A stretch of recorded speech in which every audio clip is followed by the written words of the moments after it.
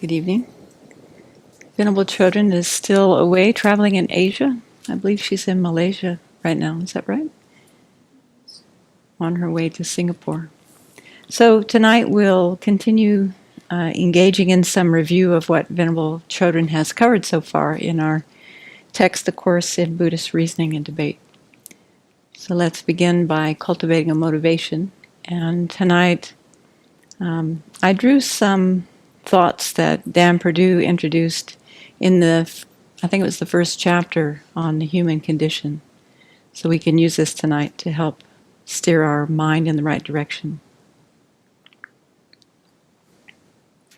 He began by paraphrasing a very famous verse by the Buddha.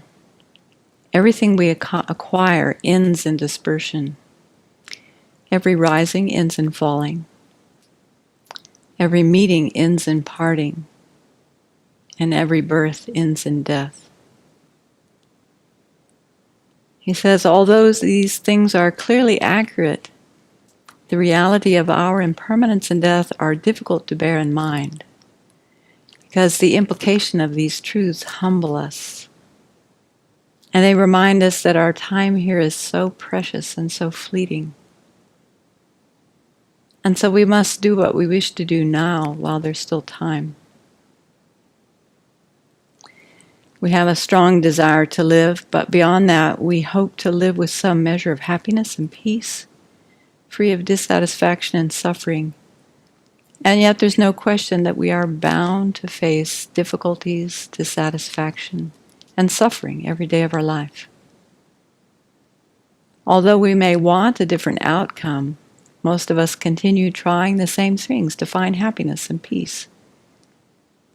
All the while we continue aging, experiencing sickness, experiencing unwanted dissatisfaction and suffering. So this leads us to wonder whether or not there is any way to transcend this constant vulnerability of death and dissatisfaction or dukkha that we experience throughout our life. What are the strategies that will improve our chances to find lasting happiness and freedom from the difficulties that bring suffering? In the Four Seals, the Buddha taught that nirvana alone is peace, and that our key to freedom is through knowing how things actually exist, both conventionally and ultimately.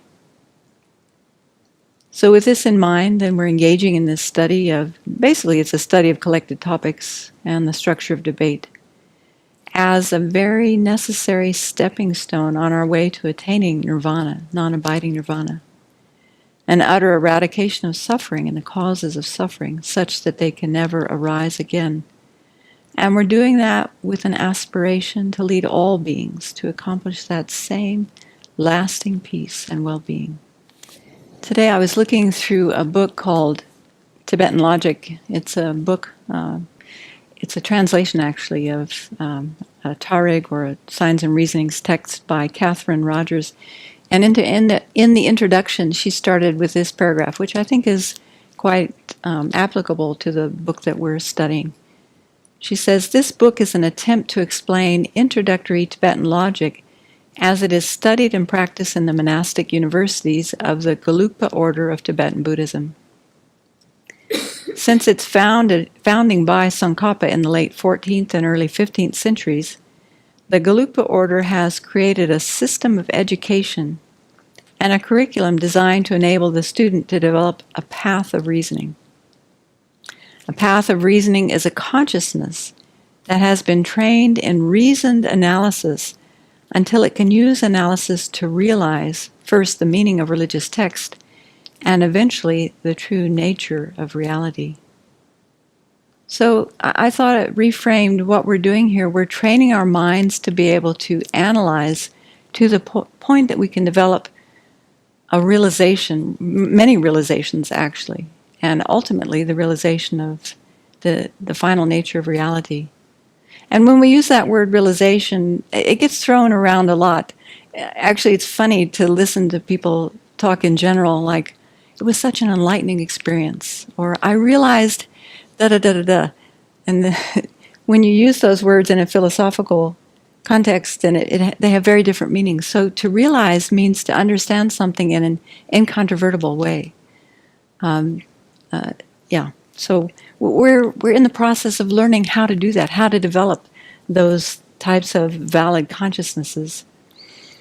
And so tonight, I thought to begin by looking at the table of contents of our book, because right now, I imagine for some of us, this is like a big, scary cave, and we haven't gone into it very far.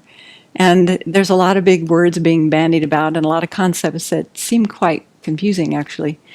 But I think if we have an overview and see where we're going, we might be a little more delighted or interested or curious or excited about what we're learning here. So if you'll indulge me, have a look at the contents page.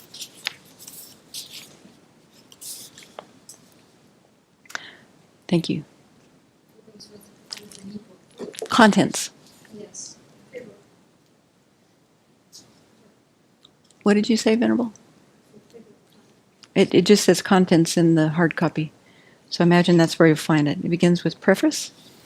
It's right after the, what do you call that page? So there's the title page, then there's the page that tells you when it was published, and then the very next page is the contents. All right, so the book has 4 sections, divided into 4 sections. The preliminaries for Buddhist reasoning and debate. And then part 1, which is just this very general overview. Part 1 is basic theory and procedure in Buddhist debate. So we're developing a lot of basic theory so that we can go on to the second part. Part 2 is the interactive debate. So it's going to be a while before we actually get to the actual debating techniques. And then the fourth part is the conclusion. So let's just walk through this quickly and see what we're being exposed to. So here in the preliminaries, we had an introduction. Then Daniel Perdue explained the human situation. Basically, he was making a strong case for the value of reflecting on death and impermanence, and also the suffering nature of samsara. Why? Because that stimulates us, that increases our enthusiasm to try to find a method to overcome that. It gets our attention to make use of our precious human rebirth now while we have the opportunity, and not procrastinate, not wait for anything, but rather to make use of it now. And then he talks about reasoning within the Buddhist context, where, as I recall, he was talking about basically about the path itself, the three principal aspects. No, not the three higher trainings. There we go. So ethical conduct, meditative stabilization, and wisdom. And there was a section there about how we're trying to overcome, the Buddha was leading us to overcome the 2 extremes, the extreme of permanence. That's where we project things to exist that don't exist, and the extreme of nihilism, where we negate things that actually do exist. And in order to do that, we need to develop our wisdom. And so how is it that we develop wisdom? It's through understanding a logical system of developing valid awarenesses, valid consciousnesses. And so that's really what debate is helping us to do, is to have a very precise tool for investigating the way we think, and also the nature of how things exist. So that's a good thing, a good section to go back and reread, just to fuel your inspiration for trudging through this long book. Then part 1, basic theory and procedure in Buddhist debate. So these are things that are laying the groundwork for us to even begin to understand how to work with the formal debate process. So we started out by looking at comparing phenomena, the comparison of phenomena. And so we learned about 3 possibilities, 4 possibilities, mutually inclusive, mutually exclusive, and we've reviewed that chapter 4, pretty thoroughly, I think. Although, if you're new to this, then we need to continue going through these exercises so that we don't lose that tool. We're going to be using it a lot when we get to the actual work with syllogisms.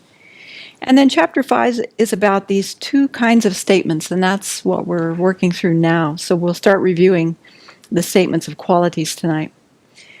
We also have started looking at the statement of pervasions and what these statements of pervasions imply. So again, this is a foundational understanding. And in my own experience with studying logic and reasoning in the Tibetan tradition, a lot of what's described here is sort of implied or understood. It was never spelled out in these terms that we're using, like abstract singular, concrete singular. These are new to me as well. But interestingly enough, when I Googled them today, I found that they're well-known parts of English sentences. So those of you who are English buffs, these should be familiar to you. The next chapter, I think, is going to be very interesting, chapter 6, where we start looking at what is a syllogism. And so we'll look at the different parts of the syllogism, what makes something a correct sign. What are these three modes? We talk about the three modes. So the property of the subject, the forward pervasion, and the counter pervasion. And we'll come to know what those are and how we use those to begin analyzing a syllogism for its validity. Then only 2 valid syllogism forms. I haven't read that chapter, so I'm not sure what that's about. But there are 3 types of correct signs. So correct effect signs, or sometimes they're called correct reasons of results, correct nature signs, or correct reasons of essence or nature, and then correct signs of non-observation, which is when there's a negation included in the predicate or the reason. And then chapter 9, again, we've had a little bit of a foray into chapter 9 by looking at basic Buddhist ontology. So to begin to debate, we have to have some common knowledge, some common basis of the things that we're going to be talking about. And so here's a presentation of the Buddhist worldview in terms of what exists, at least from the Sutra school point of view. So as we have discussed on the whiteboard before, the largest category is selfless. That's divided into things that exist, existence and non-existence, and then existence are further divided into functioning things and permanent things, and then we're off and running, and we can divide those into many different, more subtle divisions. And again, it's one presentation. It's like a paradigm. It's a Buddhist paradigm of how things exist. It's not the only way. It's not the right way. It's just one way. And if we're going to engage in debate as found in the monasteries, then we need to take on that jargon, that language, at least while we're engaging in debate. So we'll look at the definitions of existence and non-existence. And then in chapter 10, we go into that a little further, really looking into functioning things or impermanent things. And they're divided into matter and consciousness and non-associated composites or abstract phenomena, I think Venerable uses. So again, there will probably be picking up quite a few definitions, which will be important in our debate, understanding the definitions and the definitions. And then chapter 11, paradigms for proving a comparison of phenomena. So this is beginning to look at the mechanics of how it is that you prove something is 3 possibilities or 4 possibilities. If we say something is, let's say, can't think of something right off the bat. Oh well, we'll come back to it. Okay, so that's chapter 11. Then chapter 12, consciousness in relation to what they perceive. So here we're looking at the distinction between conceptual consciousnesses or thought consciousness and direct perceivers, which again is very much emphasized, especially in the Sutra School presentation. And then we look into this range of consciousness in relation to what they perceive. So here we're looking at the 7 types of consciousness. There are different ways of looking at these 7 types, but here we're looking at how one goes from a progression of, first we have a wrong consciousness, and then we might hear some information, we move towards doubt, tending towards the fact. They have a funny way of saying it here, an uncertain consciousness leaning towards believing something that is not factual. I like doubt tending away from the fact. That's what's being talked about there. And then there's equal doubt, and then doubt tending towards the fact. And then there's correct assumption. Correct assumption is headed in the right direction. It's just that we don't have all the pieces in place to actually develop a valid cognition yet. And so then next you have your first type of valid cognition, which is inferential cognition, and then a direct perceiver. So we'll learn something about consciousness, and probably we'll have to pick up some of the definitions for those too. But those are very helpful as we go through any of the texts that we study here. It's interesting, when we don't have these understandings of terms or concepts, then all of a sudden we get more understanding, and then you read the same text you've been reading for a while, and all of a sudden they stand out like, well, I know what that means now. It's quite exciting when that happens. Then there's a chapter on valid cognition, because that's really what we're aiming for, is to develop valid cognitions in relation to conventional phenomena, and ultimately in relation to ultimate reality, the ultimate nature of reality. Then this chapter on 3 spheres of agent, action, and object. So that's all of that is like setting the foundation for the learning how to debate. Then part 2 is the interactive debate itself. So I haven't read this section of the book yet, but it looks intriguing to me. Choosing your debate partners, card carriers and truth seekers. So that looks interesting. Statements of belief and rational discourse, a commitment to finding the truth. It was interesting in the in that first section, what was it called? Reasoning within Buddhist context. He quotes the Buddha, who said at one time, to the childish I give advice, and to yogis I give tenets, or established conclusions. So for the general population who are just interested in finding a happier life, the Buddha gave a lot of advice, really helpful advice. We can take on board the ideas of the law of cause and effect and how that works, and steer our life in a positive direction.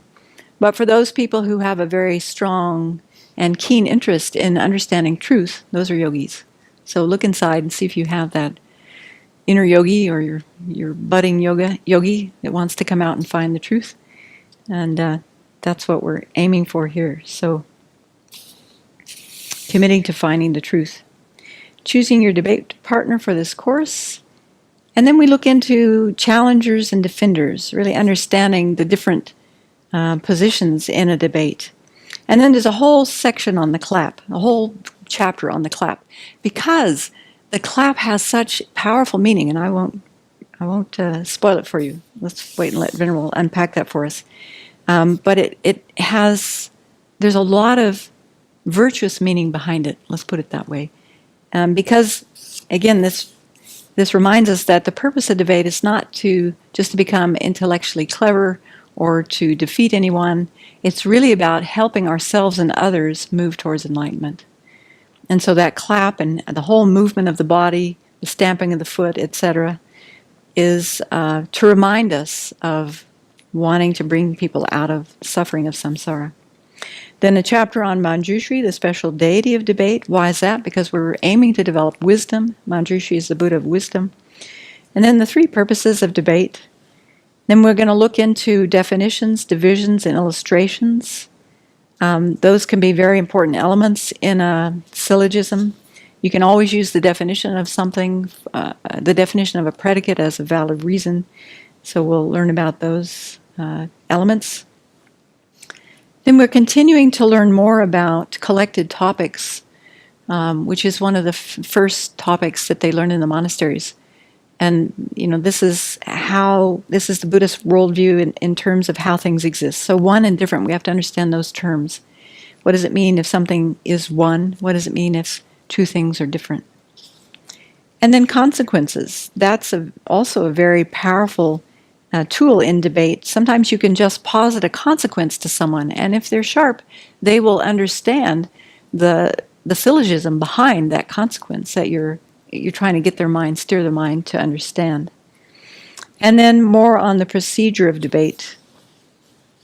Okay, so it goes step by step in such great detail. So trust that you will be cared for in this whole process. At no point, I think, are we going to be thrown into the deep end. We're going to go page by page, section by section, and learn about What are the responses that a defender can say? He can say, when presented with a subject and a predicate, you can say why if you don't believe it. We've started playing with this concept a little bit. If someone says, take the subject, it is, and then gives a statement. If you don't believe that, you can say why. That means I don't believe you yet. Give me a reason. Or the reason is not established. That the relationship between the subject and the reason is not clear yet. Or there's no pervasion. That's talking about the relationship between the reason and the predicate. So these are all different parts of the syllogism that we're going to be examining to see, is this actually a correct syllogism? Does it stand up to debate and challenge? Okay. Then there are some strategies in debate. Again, I haven't read these sections, so can't really say much about that. But again, it looks like he's just walking us through. He's holding our hand the whole way, step by step. So there's nothing to be afraid of here. And then bringing it all together. Finally, in chapter 25, bringing it all together, debating a comparison of phenomena in the different variations, 3 possibilities, 4 possibilities, mutually exclusive, mutually inclusive, and then efforts in practice. And then concluding remarks at the end. Checklist of skills we should have by the end of this course. So it's reassuring, I think, that he taught this course many, many times throughout his academic career and found what was helpful to Westerners to begin to implement this very, very helpful tool for developing logic. Okay, so tonight I thought we would begin with chapter 5, 2 kinds of statements. And he gives us a little clue. I'm going to jump ahead to page 76 just very briefly. If you look at the first full paragraph on page 76, it starts with, I am providing this information. So he gives us a clue about why he's talking about these kind of difficult concepts here at the beginning of chapter 5. He says, I am providing this information on how to understand statements of qualities in this system of debate, even before introducing the argument forms, mainly because they must be understood in a way that is different from the way they are understood in ordinary English. All right, so there's a clue. There are some major differences between how we ordinarily say things in the English language and the structure that we're going to find in debate. So even though it may not make much sense yet because we haven't started working with syllogisms, he's at least planting some seeds in our mind so that when we get to this section, or when we come up against this in our descriptions of how to work with debate technique, then we can come back to this section and bring it forward with us. He says, thus it is sort of a warning to the students in this course and an important early lesson. However, even with this lesson given early and upfront, sometimes the lesson alone is not enough, and we have to express the sentence in a way that is at odds with ordinary English. So some of this has to do with the way the Tibetan language is structured. And in fact, I've observed translators struggle over the years to try to bring across the interpretation in a way that is true to the Tibetan, but also makes sense in English. And so that's just something that we will have to deal with as we go along. Okay, so with that in mind, then let's go back to the first part of chapter 5, the 2 kinds of statements, it's called. So we have 2 kinds of statements, statements of quality and statements of pervasion. And with statements of quality, the predicate is the quality of the subject. That's what we're talking about here. Or the predicate can be ascribed to the subject. So keep in mind that when we're talking about a subject, there are 3 parts to a syllogism. There's a subject, there's a predicate, and there's a reason. There's also a linking verb between the subject and the predicate. But right now, we're just going to be talking about the subject and the predicate, the first two. So there's a subject, there's a linking verb, and then there's a predicate. And there are two types of statements of quality that we're going to be looking at. So he describes here, through Buddhism, I'm not going to read this whole chapter, but just a few things that I found important. He begins by saying, through Buddhist reasoning and debate, though Buddhist reasoning and debate are directed towards the goal of understanding the nature of things in the world, they depend on words. One may think internally in a rational way while considering the different sides of a question, and that internal investigation may or may not be dependent on words. But if you wish to state an argument to another in speech or in writing, you will have to depend on words and statements. So in Buddhist reasoning and debate, the elements of an argument consist of two types of statements: statements of qualities and statements of pervasion. So these are not the argument forms themselves, but elements of those forms, which can work together to make an effective argument. Then he goes on to quote Ladi Rinpoche telling the story of the two monks who were sitting in the tea house, and they were arguing. It looked like they were arguing about vases. And then they came back the next year, and they were still having this debate about vases. And the tea stall owner was concerned that these monks were arguing and creating a lot of negativity. He said he would buy each of them a vase just to get them to stop arguing. But he didn't understand that they were actually trying to hone their intellectual skills, their skills of reasoning and analysis. Okay, so let's look at statements of qualities and just go through this slowly so that these terms have some real meaning for us. There are two types of statements of qualities. There's a predicate nominative and a predicate adjective. And like I said, when I Googled these, I found that there's all sorts of information about these because they're commonly understood in terms of English grammar. So if you can think back to, fifth grade, when do you start dissecting sentences and learning these sorts of things? Sometime in grade school. I remember doing it on the blackboard before the whiteboard. All right, so let's look at the first one, a predicate nominative. P is a Q. So nominative actually is referring to a noun. So it's saying that the predicate is a noun. That's all it's saying. P is a Q.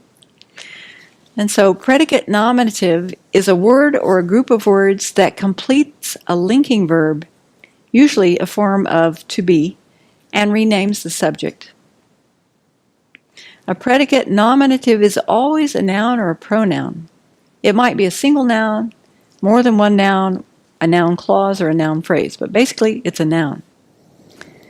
So the linking verb connects the subject of a sentence to a noun. Linking verbs often include forms of the verb to be, like am, is, are, was, were. They can also include other verbs such as remain and become. So we had the example of a chair is an impermanent phenomena. Impermanent phenomena is a noun, isn't it? A chair is an impermanent phenomena. Let's see if we can come up with some other simple statements, and if we can use our Buddhist knowledge, that would probably be better. I was thinking of one. Venerable Choden is a best-selling author. Author is a noun, isn't it? And she is a best-selling author. It's true. It's a true statement. I'll give you a few that I came up with, and then I'm going to ask you to think of a few. Object of knowledge is a permanent phenomena. Now, this is something that we have come across in our book, but I think it will be explained in much greater detail later. Object of knowledge is a permanent phenomena. So object of knowledge is talking about everything that exists.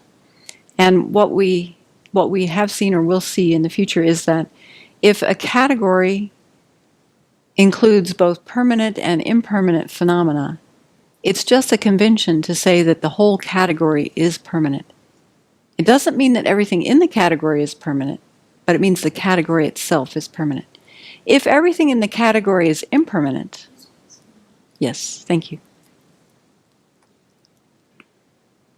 Okay, so again, if a category has both permanent and impermanent phenomena in it, like objective knowledge or existence, that includes both permanent. If we were to divide that in half, it would include permanent phenomena and what's called functioning things or impermanent phenomena. So that category has both of those, permanent and impermanent. It's just a convention of debate to say that if a category includes both permanent and impermanent phenomena, then the whole category becomes permanent. So objective knowledge, existence, established base, phenomena, object, all of those are synonyms for everything that exists. So all of those would be considered, the categories would be considered permanent. Just while we're on this topic, the same is true with categories that include existence and non-existence. There's really only one that I can think of, right? The selfless. Selfless as a category includes existence and non-existence.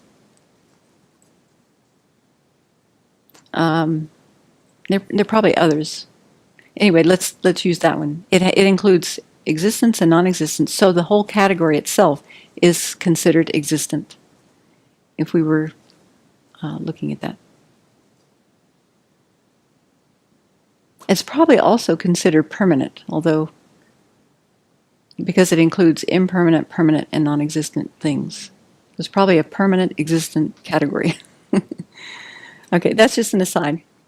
But those are the kinds of things that we're going to be dealing with. These are parts of this Buddhist worldview developed by, primarily, I guess, by, I'm not sure, principally by the Gelugpas. I think it's used, throughout other sects of Tibetan Buddhism as well. But here we find it honed to its finest degree. Okay.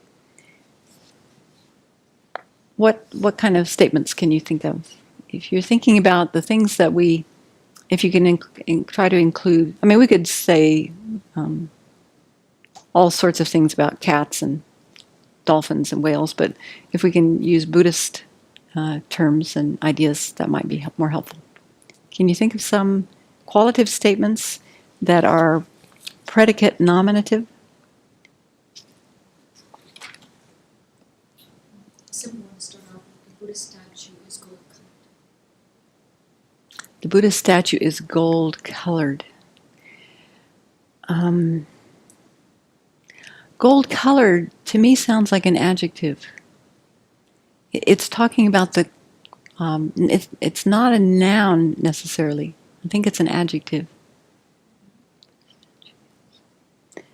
If you use that same subject, could you think of something that's very clearly a noun? So you want to just go with nouns? Yeah, right. We're looking at predicate nominative. Maybe people at home can think of some too, or people online. But the sprout is an effect. Sprout is an effect.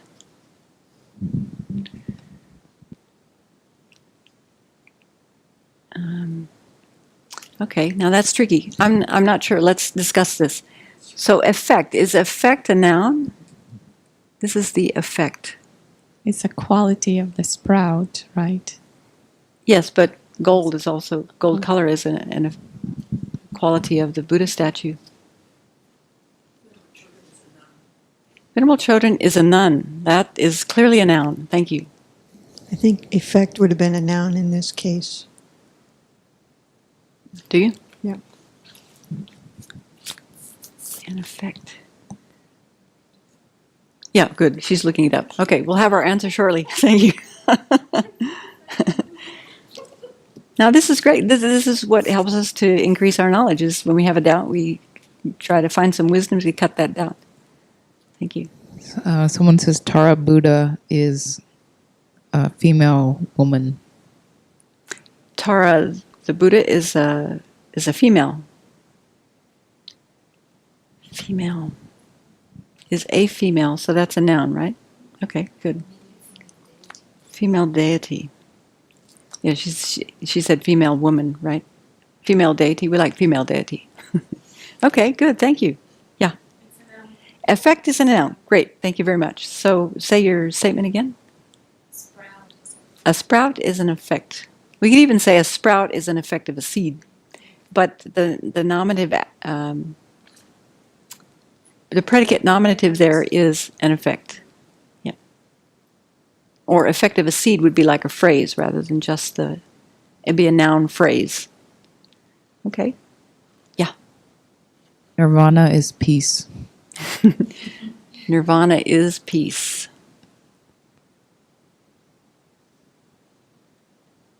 Yeah. That's different than saying nirvana is peaceful, isn't it? Nirvana is peace. Okay. Okay. Does that seem pretty clear? Although this term, why do they use such a obnoxious term, predicate nominative? Basically, we're saying the predicate is a noun. That's what we're saying. So P is a Q, and the Q is a noun. So to make lots of examples then will help us to really make a deep imprint in our mind so that we don't lose the understanding of what that's about. All right, then other linking verbs refer to the 5 senses. I found this online when I Googled predicate nominative. So we could say Prajna Cottage feels like a home. It's beginning to feel like a home. So Prajna Cottage is the subject, feeling refers to the senses, a home. Or the chai tastes like cinnamon. It's not a Buddhist example necessarily, unless you live at a monastery and you have chai on a precept day. Okay, so let's look at the second type of statement of quality, and that's a predicate adjective. So here, instead of P is a Q, we say P is Q. So I think this is where your example comes in. The Buddha statue is gold color, or what did you say? I said that, or you could say beautiful. Beautiful, yeah. The Buddha statue is beautiful. The color of our robes is maroon. The cats are asleep. This chapter is difficult. Our daily schedule is demanding. Venerable Chodron is punctual. Tenzin Seppel is American. Although, as we find, these are not pervasive statements, are they? Because there are actually a number of Tenzin Seppels. If you Google that name, you'll find lots of things on YouTube. Young Tibetans who want to sing, do karaoke. Here's one from our practice. We grow older every day. We grow older every day. My body is impermanent. My body is in the nature of suffering. My mind is in the nature of suffering. I am in the nature of suffering. So these might be a little easier to formulate because we can think of adjectives very easily for the things, for different subjects. Okay, so basically when we're talking about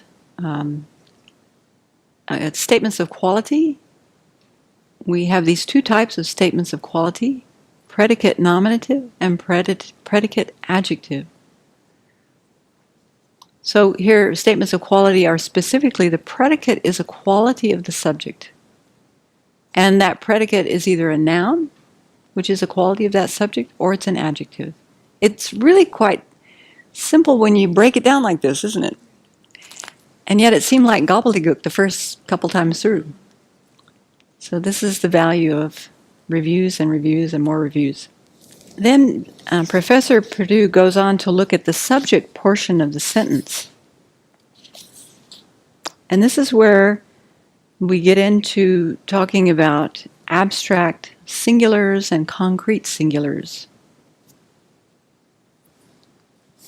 So this is on page 75.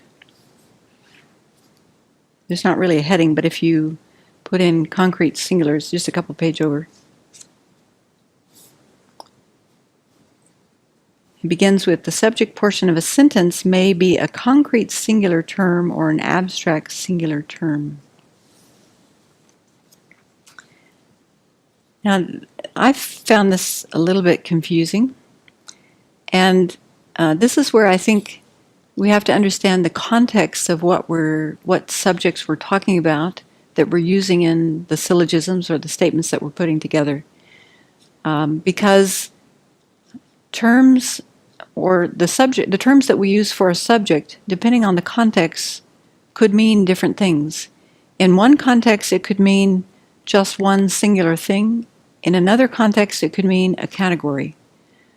And so this description here is helping us to begin sharpening our mind in the language of debate. And I like the way he describes how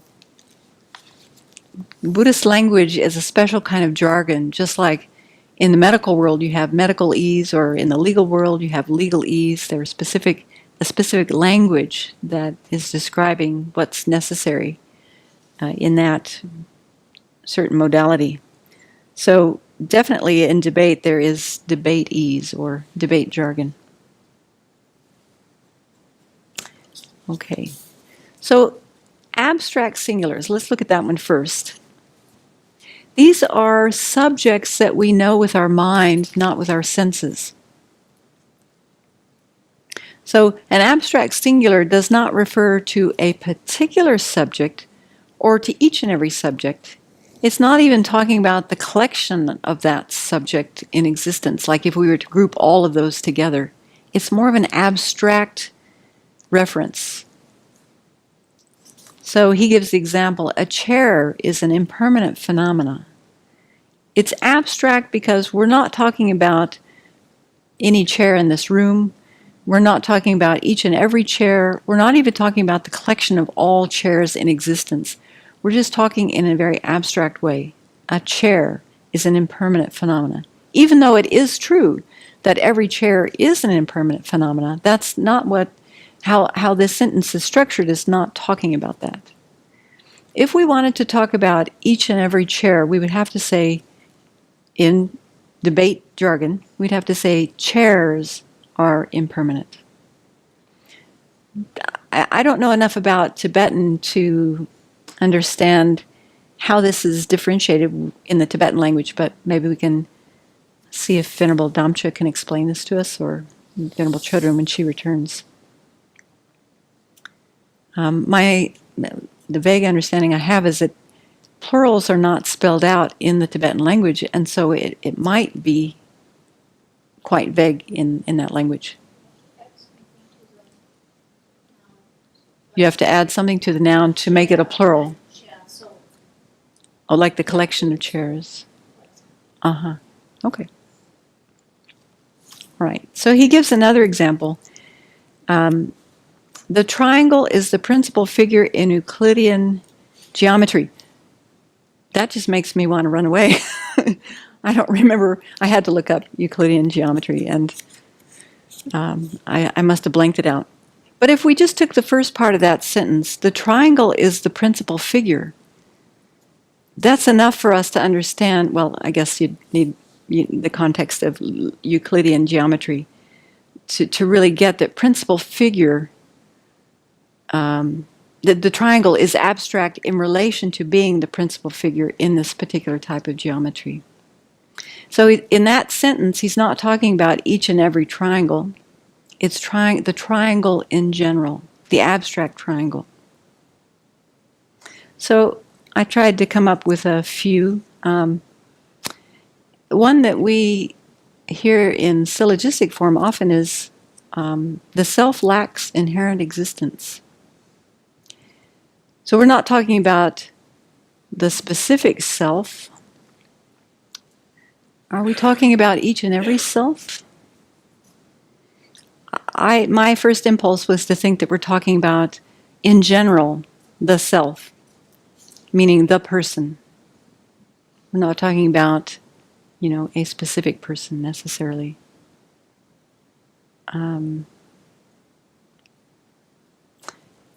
Yeah, I think the same formula would apply if we were talking about each and every self or each and every person. We'd have to say all persons or all selves lack inherent existence. So by using the singular, then, at least in this instance, we're talking about an abstract. Or we could say the self is a dependent arising. Again, same concept. Another one I found in the debate book is pot is a generality. So in that example, pot is a generality. This is something that we will learn as we go through collected topics. There are generalities and there are instances. A generality is like a category, and it's made up of different instances. So, for instance, if we use pot as a generality, then we can talk about what would be included in that generality is gold pots, clay pots, brass pots, big pots, little pots, all sorts of pots. So pot in that sentence is a generality. It's referring to pot as a generality. So we're not talking about each and every pot, because each and every pot, each individual pot is not a generality. It doesn't have instances within it, it's just an individual pot. Does that make sense? Like, if this were a pot, this pot is not a generality or a category of lots of other pots. It's just one pot. So it's not a generality. It's actually an instance of the generality pot, if this were a pot. It's a gong, but doubles as a pot when you need it to. Okay, so abstract singulars. We came up with some when we were doing the class with Venerable, I think. Can you remember what those were? Or can you think of some now? With this work, time is an abstract composite. Time is an abstract composite. I think so, because you're talking about the abstract concept of time. You're not talking about each and every moment or second or hour. Yeah, I think so. Democracy is the best form of government. Democracy is the best form of government. Yeah, democracy we can only know with our mind, right? We can't know it with our senses. The friend is an impermanent phenomena. So there you're talking about just the friend in general. Kind of like man is a mysterious thing. Is that? That was under a different category, but it reminded me. The friend is a impermanent phenomena. I wonder if when you say the, I don't know, does the or a friend?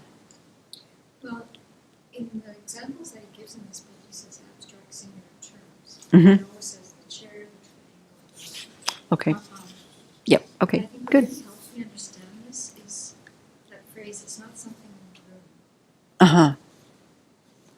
We're not talking about a chair. Oh, can you use the microphone? So that we can, because I can't remember to. So what helps me with this is, he says in the book, we're not talking about a chair in the room. The subject is abstract. Whereas with a concrete singular, then the subject is about something clear and concrete, like the White House or Shravasti Abbey. Or something you know with your senses. Well, that's interesting. Can we know Shravasti Abbey with our senses?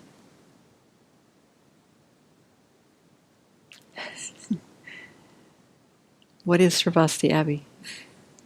See, this is the thing. When you start thinking about these things, it really does your head in. Like, what is Shravasti Abbey? It's really a concept, isn't it? Although, People come to Sravasti Abbey.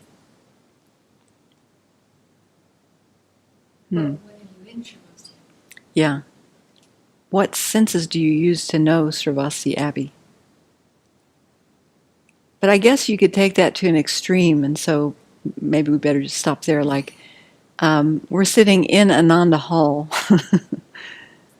Where is Ananda Hall? Okay, that's going off in a different direction. Let's not do that tonight. A monastic wears robes.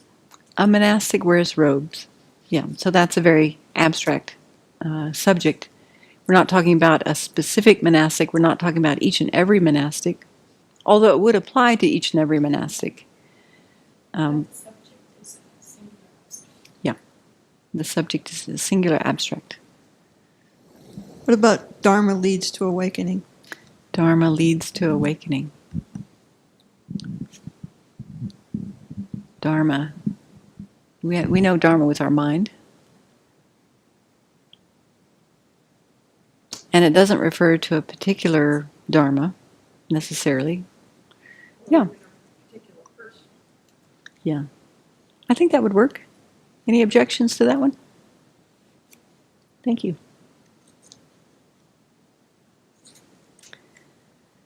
Okay, so abstract singulars.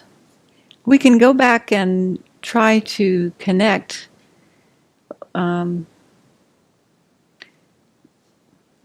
what's happening here is we're building our knowledge base. We could go back and see how does this interact with the predicate nominative and the predicate adjective. There we're talking about the predicate.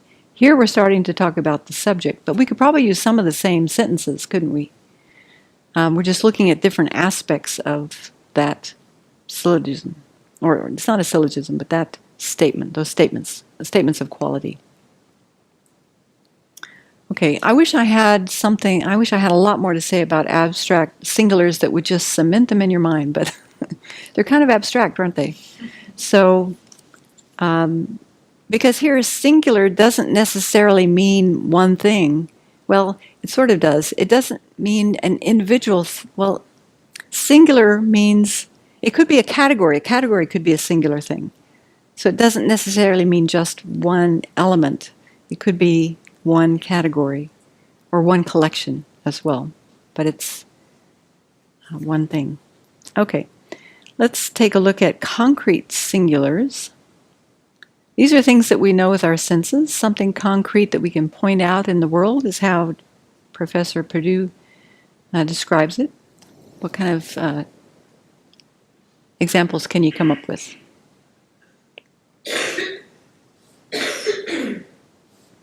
He gives a couple. He says, I like this chair, or this chair is heavy. This chair is very specific, right? Concrete singular. Is heavy? Which kind of predicate is that? Predicate adjective. Very good. All right, we're building on our knowledge. All right, so this chair is heavy, not just any vague chair. Our neighbor's horse has blue eyes. Our neighbor's horse has blue eyes. That's why his name is Blue. Our neighbor's cow eats bread. We have new neighbors. We have lots of animals. Okay. Also, he makes the point that if we're talking about, may not have been in this section, but it would fit. If we're talking about something very unique, like the Statue of Liberty, that may have been in another section. Yeah, that was something else. Okay. His example, one of his examples was the White House. The White House. Okay. Well, what about the White House? As an example of concrete singular, Uh-huh. not just a White House, but the White House. Yeah. Or if we said Prajna Cottage, there's only one Prajna Cottage. That we're aware of. Yeah. Okay. So let's make a few more examples of concrete singulars just so we bring this strongly to our mind. And again, if you can think of Dharma terms? Yes. Statue on the altar is heavy. Okay. You want to say that into the microphone? Thanks. The statue on the altar is heavy. I believe you have a direct perception of that. Okay. What else? The pot is upside down. A pot. The pot The pot. is upside down. The pot. But now you actually have a pot that's upside down. This pot, Venerable, Venerable Jampa said. That makes it more clear, doesn't it? This we're talking about this pot in the room. This pot, yes. She was talking about this pot. I was talking about that pot. Yeah, this pot is upside down. So that is concrete singular, and it's nominative.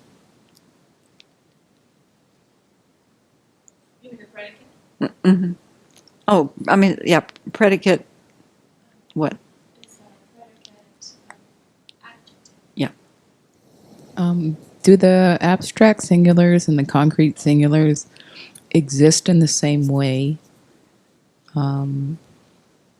Like is a chair, which doesn't refer to any actual chair, is that considered to exist as an entity of some kind? You know, what comes to my mind right away is just looking at how the two are known by different types of consciousness. Like the abstract singulars are known with a mental consciousness, and the concrete singulars are known with the senses.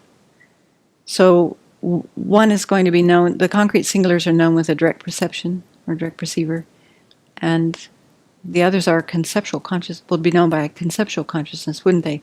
So the concept exists. The abstract concept does exist, like an abstract chair, or the concept chair, the chair, exists. How is it known? It's known by calling to mind a generic image of a chair. So we can say the concept of a chair exists, but it's not referring to a chair you can sit in right now. So it's a concept. It's a concept of a chair. Yeah. It's tricky, isn't it? I think people would have different concepts, though. Everybody would kind of imagine something a little bit different. Well, that's okay. So then it wouldn't be the same entity that's being referred to. In everybody's Wouldn't be the mind, same, it's the different. exact same generic image, but if you and I are talking about chairs, just abstract chairs, we're probably in the ballpark of talking about the same thing, aren't we? I would think. Anybody have other comments or? Just following up on that, would the abstract singular equate to a meaning generality? So, for example, if we say a pot, Mm-hmm. the image that comes in the mind, would that be a meaning generality? Because we're not talking about any particular pot in itself, but just the concept of a pot. I think the A flat concept. bottom, I think the bulbous concept belly. and the generic image are different things. How you know them is through the medium of a generic image, but that doesn't mean it is a generic image. How you know them is through calling to mind some mental image. Yeah. Meaning, generality, generic image, those are the same thing. Yeah, good question. Okay. Are you wondering what all the kerfluffle was about these terms? Are they coming a little bit clearer? All right, shall we push on? And we can look at this next section is talking about collective predication and distributive predication. Usually when the subject is singular, like we've been talking about, abstract and concrete singulars, then the predicate says something about the subject as a collective whole. This is called collective predication. The predicate is applied to the subject collectively. So, for instance, Prajna Cottage is beautiful. We're talking about all the features of the cottage. We're not just talking about one aspect or one side, the whole cottage. Or Buddhist debate is fascinating. What specifically about Buddhist debate are we talking about? We're talking about the collective whole, aren't we? Or fascinating is referring to all of Buddhist debate. When we discussed this with Venerable, some people came up with some examples like water is precious. So we're not just talking about specific waters. Water in our well is precious, although it is. We're talking about water in general and all of the water. The window is clean. We're not just talking about one corner of the window, but the entire window. If you say the window is clean, you're referring to the entire window, so it's a collective predication. The Sangha is in harmony. What a great example. In the book Debate, he gives the example again. Pot is a generality. So that one's a little trickier, and it requires that we have some more knowledge about generalities and instances. Maybe we can't go into that one in too much detail. But the generality is referring to all of that collection of pot, or that collection of pot. Not to individual pots, but the collection of pot. Pot is a generality. It's interesting because he makes the point in here that we can use pot or vase in this context. Pot is a generality. We can also say pot is an object of knowledge. So there it's an instance. Well, actually, it could be used both ways, couldn't it? We could say pot, meaning an individual pot or vase, is an object of knowledge. In other words, it's an instance of an object of the category object of knowledge. Or we could say pot, the category, is also an object of knowledge. So you see, there are many plays on words, especially in the Tibetan language. You often get this impression, but maybe even in English as well, as we learn more of these ideas in collected topics. And all of this really is just to sharpen our mind. You might think, what's the big deal? What's the point? But it's learning a particular system and then bumping up against that system to sharpen our mind. He brings up, again, this example. The triangle is the principal figure in Euclidean geometry. Okay, so principal figure is referring to the triangle collectively. It's applied to the subject collectively. It's the principal figure. So we're not talking about individual triangles in that instance. Then we get into this, as we move more towards looking at distributive predication.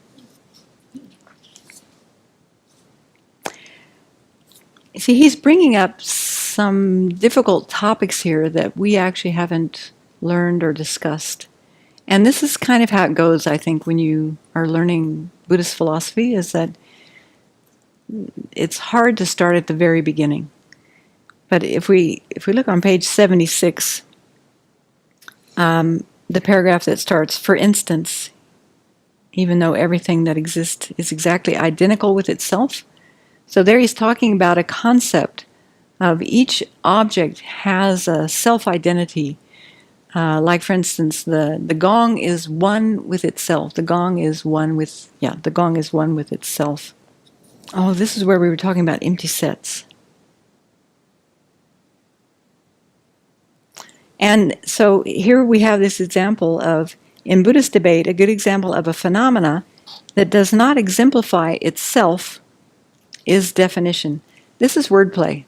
That's all it is. It's just wordplay. So in order to mark clearly that it doesn't exemplify itself, we have to express this oddly as definition is not a definition. Why is definition not a definition? It's a definiendum. Yeah. Although definition is the word for definition, it's not actually a definition itself. Is that what you're going to say?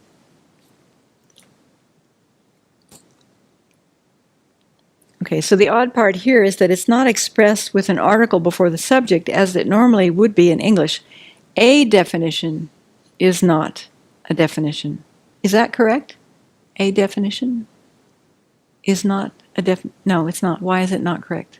Because by being a definition, it meets the criteria of being a definition because it defines something.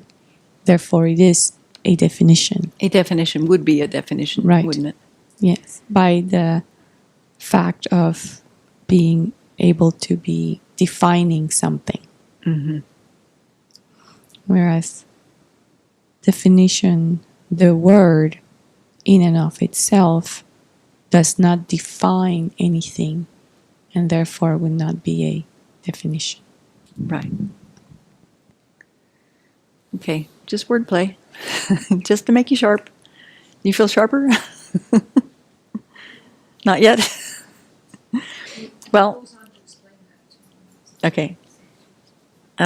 We actually don't get to a discussion about definitions and how they are triply qualified, substantially existent until page 305. So stay tuned. We're going to learn a lot more about definitions and definiendums, which are imputedly existent. Okay, the way of trying to express the fact that definition does not exemplify itself is more than curious, because a definition would have to be a definition.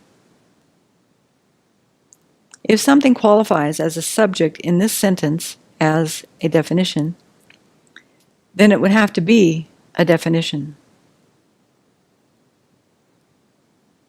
Thus, sometimes just knowing how statements of qualities must be understood in this system of debate is not enough. We have to go against ordinary English to avoid saying something that is senseless. The only oddity is in dropping the articles a, an, and the from the subject. They may be used in the predicates of such statements without affecting the required way of reading the statements. There will be more explanation of why definition is not a definition a little later, page 305, I think. Yeah. Would a permanent functioning thing be another example of a null set or an empty set? Permanent functioning things would be an empty set, right? Because There's nothing that is there. both permanent and a functioning thing. Right. In So this that would be an system. empty set? I think so. Okay. I'm trying to think of other examples of empty sets. All right, so as opposed to collective predication, with distributive predication, the grammatical predicate is applied to the subject distributively. That is, the predicate says something about the subject distributively, about each and every occurrence of the subject. We sometimes read a statement of a quality in English as involving distributive predication, but that is not the intent of the statement of a quality in this system of reasoning. Indeed, sometimes English, even when the subject is grammatically singular, we can easily see that the intent is distributive. For instance, man is a mysterious thing. There's that example. So in this example, man is a mysterious thing. Is that distributive or collective predication?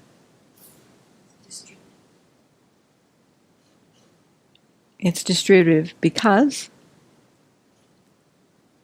even though it's only the subject is, it seems like the subject is only referring to one, but actually mysterious thing is being applied to each and every example, isn't it? Yeah. Yeah. Okay, so he goes on to say, this is a poetic expression that clearly means that each and every man is a mysterious thing. It is singular, but the flourish sets it apart, and we understand it applies to all of us, women and children as well. Presumably. Okay. Well, we want to be clear that we mean that we mean to use distributive predication, we tend to state the subject in the plural, like men are mysterious or chairs are impermanent.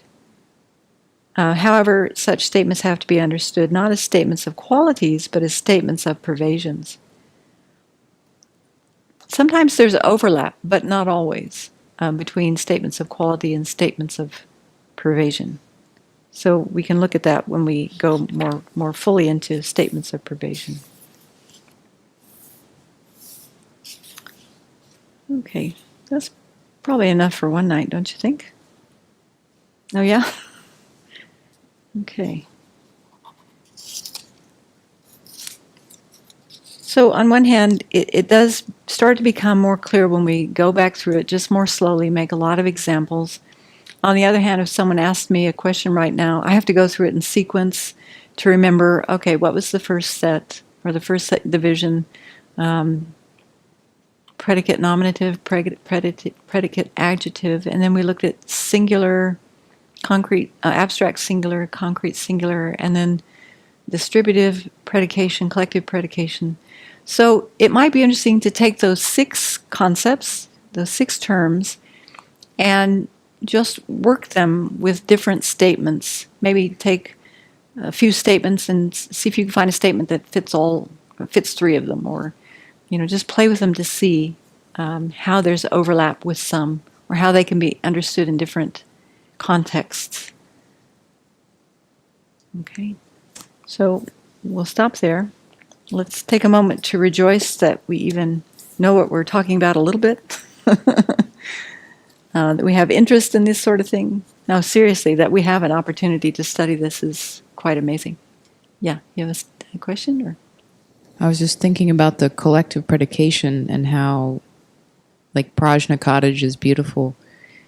You can see how these things are constructed by our minds, because if you took any one piece of Prajna Cottage, I'm not sure you would say it was beautiful. If you took like one brick or the doorknob or the roof or piece of concrete, you wouldn't say that's beautiful. So how does a bunch of not beautiful things together make beauty? And it's the same with human beings, like with bodies. If you took apart the body, any one piece is not beautiful, but why would it be beautiful when you put it together?